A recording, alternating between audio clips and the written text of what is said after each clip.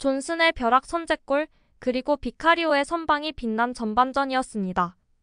토트넘 호스퍼는 한국 시간 11일 영국 울버햄튼의 몰리뉴 스타디움에서 열린 울버햄튼과의 2023-24 잉글리시 프리미어리그 12라운드 원정 경기 전반전을 1대0으로 리드한 채 마쳤습니다. 손흥민과 황희찬의 코리안 더비로 뜨거웠던 이 경기. 그러나 두 선수보다는 존슨과 비카리오가 주인공이 된 전반전이었습니다.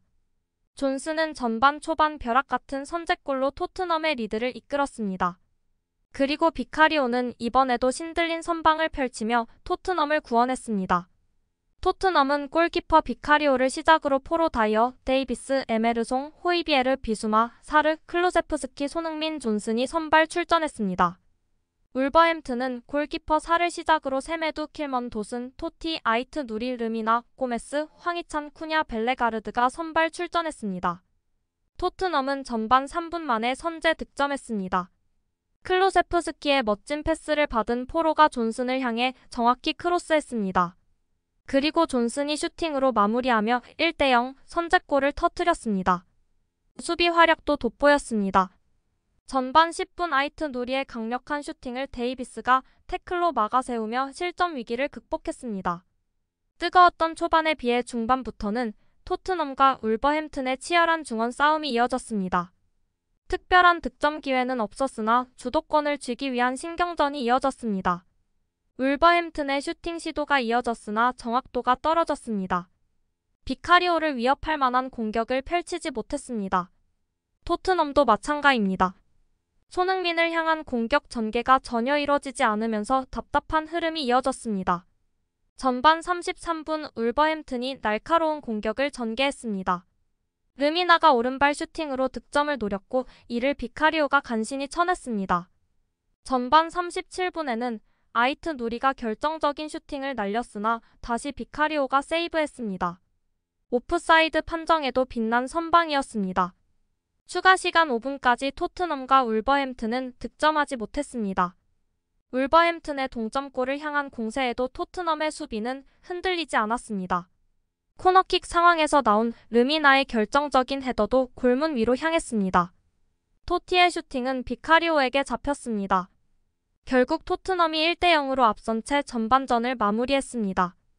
후반전에는 울버햄튼의 왼쪽에서 마테우스 쿠냐의 왼발 낮은 크로스를 교체 투입된 파블로 사라비아가 달려가며 트래핑 후 왼발 슈팅으로 극적인 동점골을 만들었습니다. 주어진 상황에서 후반 추가 시간 6분 50초경에는 오른쪽에서 울버햄튼의 낮은 크로스를 마리오 르미나가 넘어지며 오른발 슈팅에 극적인 역전 결승골을 만들어 울버햄튼이 2대1 기적같은 역전승을 했습니다. 울버햄튼의 공격을 주도한 건 황희찬이었습니다.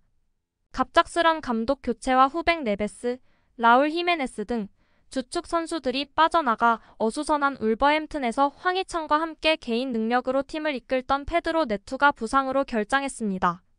도움 7개로 11라운드까지 EPL 전체 도움 1위였던 네투 없이 황희찬은 이날 고군분투했습니다. 그러다 후반 9분 황희찬은 이날 경기 최고의 기회를 맞이했습니다. 울버햄튼의 오른쪽 코너킥 기회에서 크로스가 토트넘 수비에 막혀 뒤로 흘렀고 박스 밖에서 주앙 고메스가 그대로 오른발 중거리 슈팅을 했습니다. 이 슈팅은 박스 안에 있던 선수에 맞고 굴절돼 박스 안 중앙 오른쪽에 있던 황희찬에게 흘러갔습니다. 고메스가 슈팅을 때리던 순간, 그리고 굴절되던 순간 두 장면 모두에서도 황희찬은 오프사이드가 아니었습니다. 즉 여기에서 슈팅에 골을 넣는다면 정상적인 득점으로 인정받을 수 있던 상황입니다.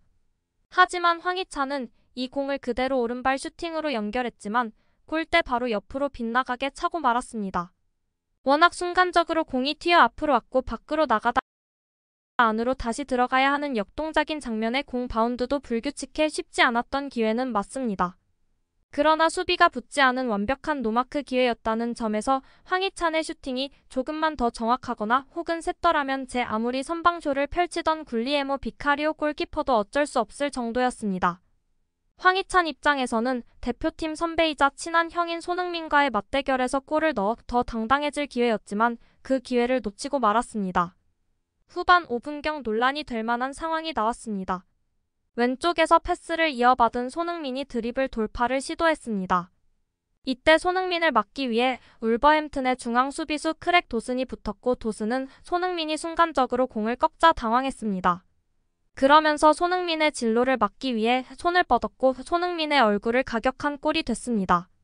손에 뺨을 맞은 손흥민은 쓰러졌고 쓰러지는 손흥민을 도슨은 끝까지 막기 위해 다시 한번 밀치다 손흥민의 얼굴을 또 가격했습니다. 왼손으로 한 번, 그리고 넘어지는 손흥민을 오른손으로 다시 뺨을 가격한 것입니다. 게다가 그 후 손흥민의 중요 부위를 발로 밟아 손흥민은 그곳을 잡고 고통스러워했습니다. 너무 대놓고 진로를 막았고 손흥민이 걷어차여 크게 고통스러워하자 그제서야 심판은 도슨에게 옐로카드를 꺼내들었습니다.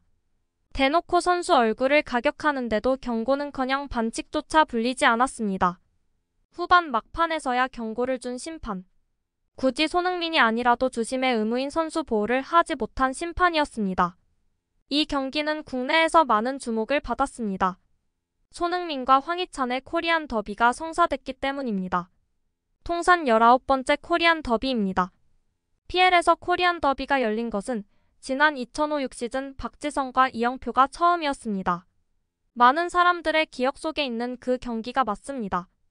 당시 박지성은 전반전 이영표의 공을 빼앗아 웨인 루니의 득점을 어시스트했고 이후 조용히 이영표의 손을 맞잡는 장면이 카메라에 담기며 화제가 됐습니다.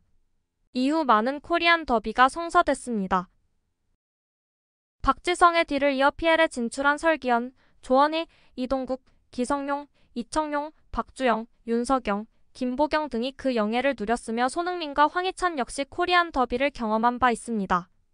손흥민과 황희찬도 서로 간의 맞대결을 치른 적이 있습니다. 두 선수는 2021-22 시즌 잉글랜드 풋볼리그컵 EFL컵 3라운드에서 처음으로 만났습니다.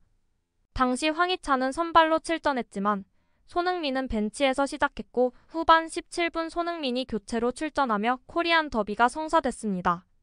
경기는 승부차기 끝에 울버햄튼의 승리로 끝이 났고 두 선수는 공격 포인트를 정립하지 못했습니다. 리그에서도 맞붙은 바 있습니다. 2021-22 시즌 25라운드가 그 경기입니다.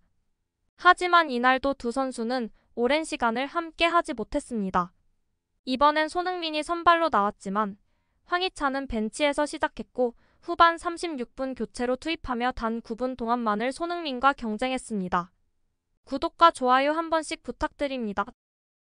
다음 영상을 만드는데 큰 힘이 됩니다. 재미있는 소식이 있으면 다시 돌아오겠습니다. 좋은 하루 보내세요.